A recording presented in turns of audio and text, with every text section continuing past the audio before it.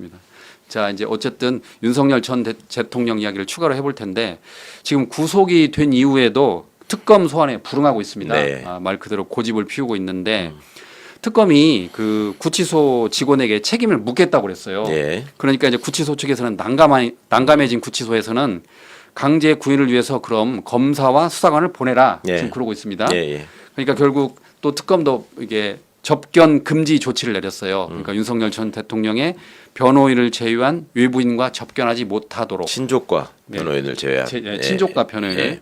그러니까 말 그대로 특검과 윤석열 전 대통령이 지금 신경전을 벌이고 있는데 이렇게 되니까 또 윤석열 측에서 구속 적부심 청구를 신청했습니다. 예. 그러니까 본인의 구속이 적법한지 지금 판단해 달라는 건데 어떻게 보세요? 윤석열, 김용현은 지금 그 법비들의 도움을 받아가지고 할 수 있는 모든 절차를 지금 다 동원해서 하잖아요. 예. 또 기피 신청이나 안 할까 모르겠는데 그냥 하는 수법이고 그냥 수작에 불과한 일이고 그 뭐 고집을 부린다라기보다는 완전히 나는 법을 지키지 않겠다라는 선언인 거죠. 예. 그리고 다른 사람 본인이 검사이고 검찰총장 할 적에 저를 포함해서 본인이 입건해서 피의자로 만들어 놓고 얼마나 많이 여러 가지로 모욕을 주고 괴롭히고 귀찮게 했습니까? 근데 나는 거기 응하지 않겠다, 당하지 않겠다 이런 모습을 보이는 게 이자가 얼마나 이제 그 죄질이 나쁜가 이런 점을 그냥 입증하고 있는 사례라고 할 수 있고 또 지금 벌어지고 있는 어떤 특검이 그 교도소를 압박하는 모습 이게 이제 물론 구치소 관계자분들을 통해서 윤석열을 압박하는 모습이긴 하지만 예. 특검이 이제 여론의 힘을 받고 있다고 생각하니까 이제 약간 오버하는 측면이 있는 것도 사실이에요. 그거를 구치소 관계자들을 불러다가 조사하고 바로 뭐 직무유기로 입건하고 이럴 수 있는 일은 아니거든요. 예. 그러니까 법적으로 보면 교도관들은 관리하고 호송하는 책임이 있는 거고 그 호송할 책임에 근거해가지고 호송해서 데려와라 이거를 지금 요구를 하는 건데 원래 구속영장을 집행해서 피고인을 인치할 책임은 검사한테 있는 겁니다. 피의자를 인치할 책임은. 그래서 구치소 측에서 검사하고 그러면 그 수사관이 와달라. 이것도 아주 택도 없는 얘기는 아니에요. 그런데 모든 원인은 이제 윤석열이가 법적인 절차에 따르지 않고 있는 거에 지금 있는 것이고 우리가 과거에는 이런 이슈가 생겨서 뭐 서로 난처한 상황에 있다거나 아니면 무슨 갈등이 있다 이런 얘기를 못 들어봤잖아요. 예. 이게 이제 오로지 대통령 검찰총장을 지내고 대통령을 지냈다는 윤석열이가 지금 벌이고 있는 일이라서 얼마나 이자가 하여튼 그 특권 의식을 갖고 있는가 그리고 본인 스스로 지금 상황을 어떻게 이거를 호도하고 또 왜곡하려고 하는가 이런 것도 꼭 잊지 않으셨으면 좋겠습니다.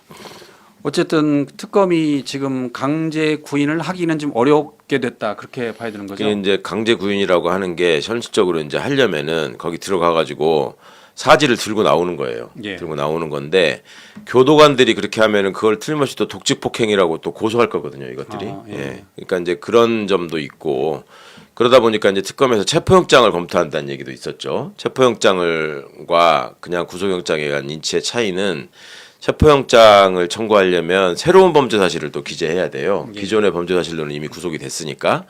그러면 새로운 범죄 사실로 체포영장을 예를 들어 청구해서 발부가 된다 그러면 그거는 수사관들이 직접 가가지고 체포해서 끄집어낼 수 있기 때문에 예. 그 체포영장 얘기도 좀 흘리고 했던 건데 그것도 현실적으로 쉽지는 않을 거고 이제 저런 식으로 모든 법적 절차에 응하지 않겠다라고 입장을 정한 것 같아요. 과거에 이명박 박근혜도 비슷한 짓을 했고 그거에 대해서 윤석열이 굉장히 비판적인 입장을 보였던 걸로 알고 있는데 이제 본인이 그 일을 당하니까 똑같은 짓을 또 하고 있는 이런 이율배반적인 모습을 보이는 거고 지금 내란 특검 아니라 다른 특검들도 다 윤석열을 조사해야 되잖아요. 예. 근데 거기에도 이제 저렇게 나올 가능성이 좀 높아진 거죠. 그러면 결국 기소하는 수밖에 없겠네요. 그렇죠. 뭐 구속 기간을 그러니까 뭐 인치를 그러니까 끄집어 내놓는다고 하더라도 또 진술을 거부할 가능성이 높기 때문에 예. 기존에 수집된 증거들을 바탕으로 기소하는데 뭐 별 문제가 없다고 생각하면 특검이 그냥 기소하면 되는 거고 저는 본인이 지금 구속적부심을 신청해 놨잖아요. 예. 그러면 법정에 나와야 돼요. 그 구속 피의자를 신문해야 되기 때문에 판사가 그때 잡아가면 어떨까 싶어요. 그때 나왔을 때. 그러니까 법정에도 지금 직위원 재판부의 내란 재판에 지금 안 나가겠다 이러고 있단 말이에요. 예. 그러니까 그것도 나가면은 잡혀갈까봐 그거를 의식하는 것 같은데 이번에 구속적부심 본인이 청구한 거니까 본인이 꼭 가야 되니까. 예, 그거는. 가야 되니까 거기서 잡아가도 될 것 같은데 예. 좀 비추가 주목됩니다.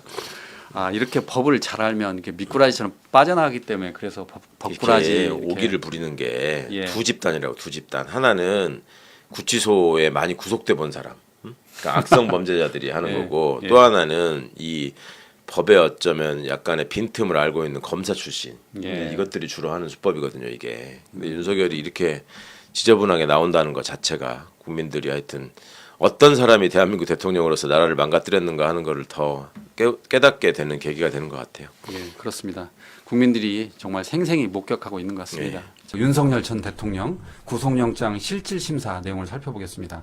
저희가 그동안 알았던 거는 그 혐의가 올 1월 그 경호처를 동원해서 공수처 체포 영장 집행을 저지했고 네. 그다음에 비화폰 통신기록 삭제 지시 이렇게 알고 있었는데 추가로 나온 걸 보니까 양이 많습니다.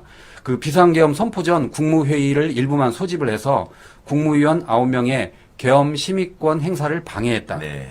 그리고 그 본인과 한덕수 전 총리 그리고 김용현 전 국방부 장관이 서명한 허위 계엄 선포문을 만들어서 이를 또 이게 대통령 기록물인데 이를 폐기한 혐의. 그리고 또 계엄에 관한 허위 사실을 담긴 피지 그러니까 프레스 가이던스라고 그러는데 요걸 또 외신에 전파 지시한 혐의. 혐의가 많은데 결국 구속되겠죠? 그럼요. 예. 예. 당연히 구속돼야 되고요.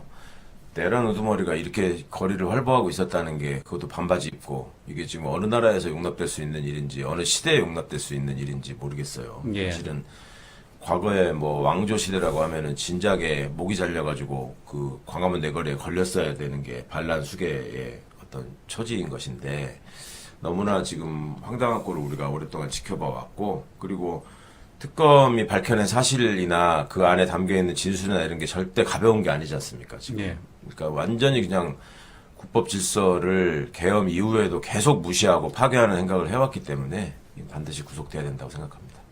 그 7월 5일 날 그 집에서 가까운데 예. 그 특검에 9시 1분에 도착을 했잖아요. 예. 그러니까 이를 두고 사람들이 1분의 자존심을 지켰다.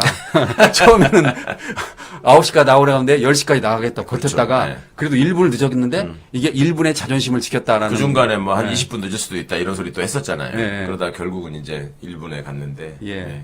꼴값 떠는 거죠.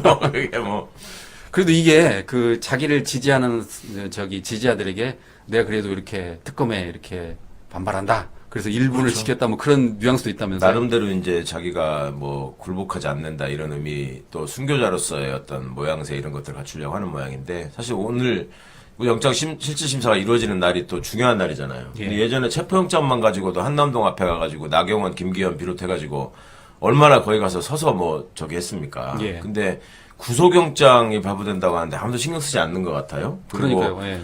그 지지 단체나 이런 쪽에서 아마 서초동에다가 자리도 마련해 놓고 뭐 본인들 주장으로 한 4천 명이 모일 거다 이렇게 얘기를 했다 그래요. 예. 그러니까 경찰이 불법 행동을 엄단하지 않겠다라고 하면서 한 2천 명의 경찰관들이 거기 가서 또 지키고 뭐 이런 모양인데 거의 안 왔다 그러더라고 사람들이. 예. 뭐 한 100명 온 것 같다고 아까까지만 해도 그러던데 날도 더운데 하여튼 여러 가지로 윤석열 빨리 들어가야지 그분들도 고생 덜 하시지.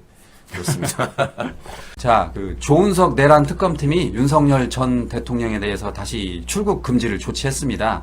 이미 그 검찰 특수본 그러니까 특별수사본부 시절에 출국 금지를 한번 했었잖아요. 네. 그런데 지금 내란 특검이 다시 공소 유지 주체가 바뀌면 출국 금지 여부도 다시 판단해야 된다라고 하면서 지금 출국 금지를 했습니다. 그렇죠. 예. 어떤 내용인가요, 의원님?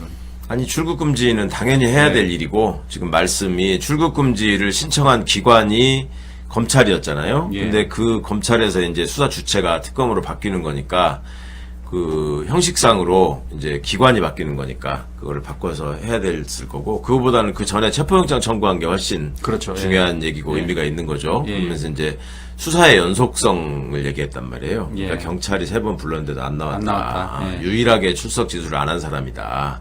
이렇게 얘기하면서 끌려다니지 않는다. 이렇게 말한 부분.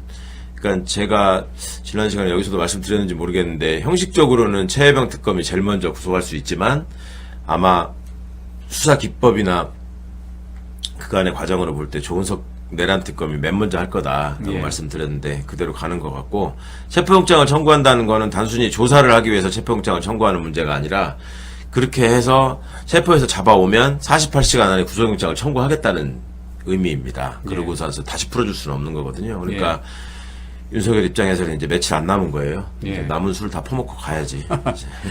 그렇지 않아도 제가 그 체포영장 청구를 질문 드리려고 했는데 네네. 두 번째로 그 이제 체포영장을 청구했을 때 그 박지영 특검보 말이 네네. 좀 화제를 모았습니다. 네네. 그 법불 악위. 그러니까 그 법은 신분이 귀한 사람에게 아첨하지 않는다라는 이 말을 원래 시민들이 처음 들으신 거는 이원석 검찰총장이 취임하면서 했던 말이었어요.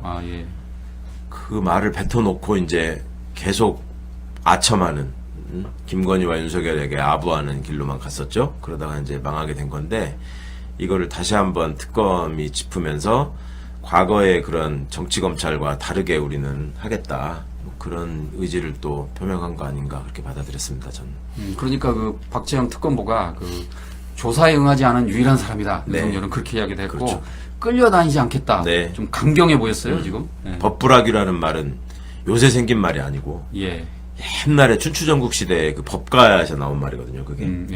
그러니까 2000년이 넘도록 문명이 발전했다고 하는데 대한민국은 그 시절 그 수준으로 지금 퇴행해 버렸던 거죠. 그러니까 더 이상 그거 용납하지도 않고 끌려다니지 않겠다라는 의지를 표명한 건 되게 반갑게 들었고요. 여전히 이제 특검이 성과를 내고 잘 해주기를 바라지만 다른 한편으로 그런저런 틈새에서 또 정치검찰의 첩자들이 준동하지는 않는지 이거에 대해서도 계속 우리도 이제 관심을 기울여야 될 필요는 여전히 남아 있습니다. 근데 지금까지는 하여튼 뭐 잘하고 있습니다. 아주.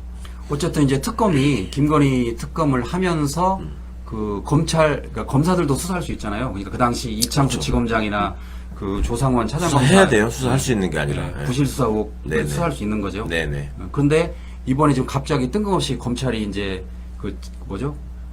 김건희 목소리가 담긴 녹음 파일을 뿌렸다는 거는 검찰도 지금 책임 회피를 하기 위한 그런 의도도 있다고 해야 되나요? 그런 거죠. 이제 그렇게 해서 뭐 또 자기들이 이제 다 증거 확보했으니까 기소할 수 있다, 뭐 기소하면 좋겠다 이런 식으로 또 던져놓고 간을 보는 것 같아요. 그러니까 검찰 조직 전체가 관련돼 있는 문제잖아요. 그 몇몇 검사들이 물론 행동을 했지만 그들끼리만 한 게 아니라 조직이 움직여서 이걸 막았다는 점이 본인들 입장에서 얼마나 찔리고 불안하겠습니까? 그러니까 우리가 어떻든 이것도 다시 확보했고 기소를 했으니 아니 무능이 죄는 아니지 않습니까? 라는 식의 이제 얘기를 만들려고 하는 거죠. 특검에 가서.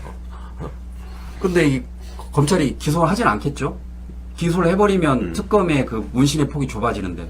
그렇죠. 특검이 이제 그 부분에 대해서 또 예를 들어 기소를 하면서 액수를 줄여버린다거나 뭐 또 기소를 부실하게 해가지고 무죄가 나는 방식으로 기소를 한다거나 이럴 위험성이 있어서 특검이 그 부분에 대해서 기소를 하지 마라 하라라는 의견을 좀 표명해 줬으면 좋겠어요. 그렇게 해가지고 일단 어떤 방향을 정한 다음에 근데 기소를 한다고 하더라도 사실은 그 부분에 대한 수사는 해야 되거든요. 근데 기소가 돼버리면 약간 뒷전으로 밀릴 수가 있단 말이에요. 김건희는 지금 여러 가지 지저분한 사건들이 많잖아요. 그러다 보면 후순위가 될 수 있기 때문에 우리 그 부분은 이제 민중기 특검이 담당하시는 분야니까 거기에 대해서도 특검이 좀 뭔가 의사표시를 하시지 않을까 기대합니다.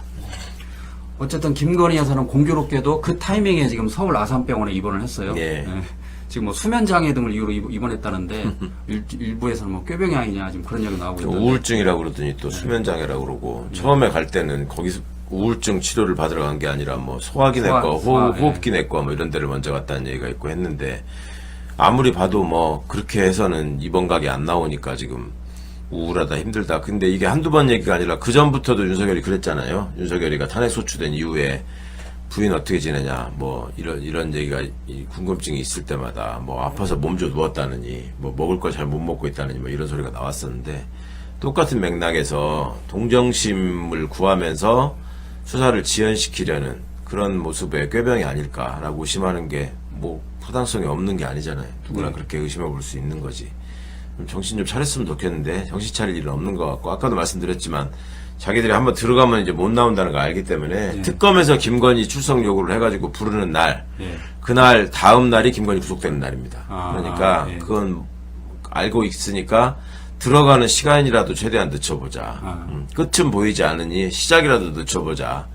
그 생각인 것 같아요. 그리고 거기서 이제 끌려나가는 모습을 통해 가지고 아픈 사람에게 이렇게 가혹하게 하는 뭐 이재명 독재 정권의 모습 이런 프레임을 만들려고 할 텐데 그게 그렇게 본인들의 바람대로 되지는 않을 것 같습니다.